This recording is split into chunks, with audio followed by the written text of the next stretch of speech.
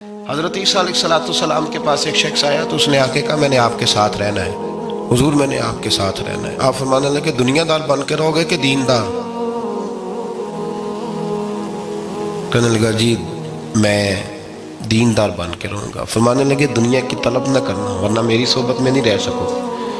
حضرت عیسیٰ علیہ السلام نے شادی نہیں کی، مکان ہی نہیں بنایا، ایک تکیہ، ایک پیالہ، ایک کمبل، جہاں رات ہوتی وہیں سو جاتی۔ ایک دن ایک شخص کو دیکھا کہ وہ ڈھلان بنی ہوئی تھی، پتھر کی پہاڑ، تھوڑی سی ڈھلان بنی ہوئی تھی تو نیچے لیٹا ہوا ہے۔ آپ نے کمبل بھی صدقہ کر دیا، کہنے لگے آج کے بعد جہاں ڈھلان بنے گی وہاں سو جائیں گے، کمبل کی ضرورت ہی کوئی نہیں۔ کچھ دنوں کے بعد ایک شخص کو دیکھا کہ وہ اپنے ہاتھ کا تکیہ بنا کے سویا ہوا ہے، تکیہ بھی خیرات کر دیا، کہنے لگے اس کے بغیر بھی گزارا ہو سکتا ہے۔ کچھ دنوں کے بعد دیکھا کہ ایک آدمی چلو میں پانی پی رہا ہے، پیالہ بھی اللہ کے راستے میں دے دیا، کہنے لگے چل جائے گا کام اس کے بغیر۔ پر میں دنیا دار بن کے نہ آنا، کہنے لگا نہیں صاحب میں دیندار بن کے آؤں گا۔ جناب عیسیٰ علیہ السلام نے رکھ لیا۔ آپ پہلے دن ہی کہنے لگے چل آجا روٹی کھا لے۔ 3 روٹیاں منگائیں،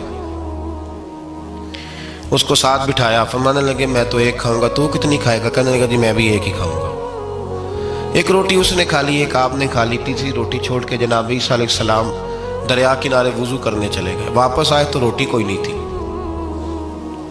اللہ کے نبی تھے، جان گئے۔ رب کریم کا بندہ بھی جان جاتا ہے۔ اقبال کہتے ہیں اولیاء کیا ہیں جواسی القلوب، کہتے ہیں رب کے ولی کو ٹٹولا نہ کر، وہ تو دلوں کے حال بھی جانتا ہے۔ انہیں ٹٹولا نہ کر، غبار آلود سمجھ کر حکارت سے نہ دیکھ ان کو، انہی کی ٹھوکروں سے سلطنت بنتی بگڑتی ہے۔ اور اقبال کہتے ہیں نہ تیغ و تیر میں نہ لشکر و سپاہ میں، نہ تیغ و تیر میں نہ لشکر و سپاہ میں، کہتے ہیں نہ تلوار میں نہ تیر میں نہ لشکر میں نہ فوجوں میں، نہ تیغ و تیر میں نہ لشکر و سپاہ میں ہے جو بات مرد قلندر کی بارگاہ میں ہے، جو بات مرد قلندر کی بارگاہ میں۔ تیسری روٹی کدھر ہے؟ کہنے لگا حضور مجھے نہیں پتا۔ فرمانے لگے تجھے پتا ہے پر تو بتا نہیں رہا۔ کہنے لگا مجھے تیسری روٹی کا پتا۔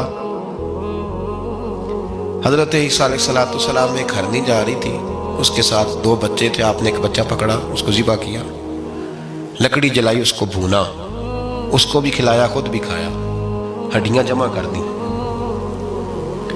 جب وہ ہڈیاں، اس پہلو کو ذرا سمجھیے گا، جب کھا بیٹھے ہڈیاں جمع، وہ ہرنی بھی کھڑی ہے اور دوسرا بچہ بھی کھڑا ہے۔ ایک بچہ کا ذبح کر کے کھا لیا، دوسرا کھڑا ہے۔ جب پیٹ بھر لیے وہ بھی ڈکار لینے لگا سامنے، تو حضرت عیسیٰ علیہ السلام ہڈیوں سے کہنے لگے چلو اٹھ جاؤ اللہ کے حکم سے۔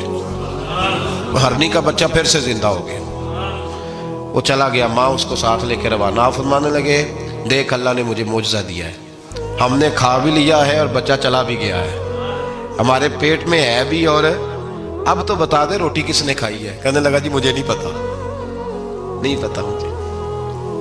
حضرت عیسیٰ علیہ السلام اس کو ساتھ لے کے بڑھے تو دریا کے اوپر، پانی کے اوپر پیدل چلنے لگے، دریا پار کر گئے۔ فرمانے لگے تو پانی پہ چلتا رہا ہے، سارا پانی کراس کر گیا ہے تو ڈوبا نہیں، اب بتا دے روٹی کس کے پاس ہے؟ کہنے لگا نہیں پتا، مجھے پتا۔ اللہ اکبر، وہ کیا خوب لفظ کہہ گئے سجادہ نشین حضرت پیر میر علی شاہ صاحب رحمت اللہ علیہ، بے قدراں کچھ قدر نہ جاتی، کھیتی خوب تسلی ہو، اے دنیا دار پجاری زردے کتے اندے گل ٹلی ہو۔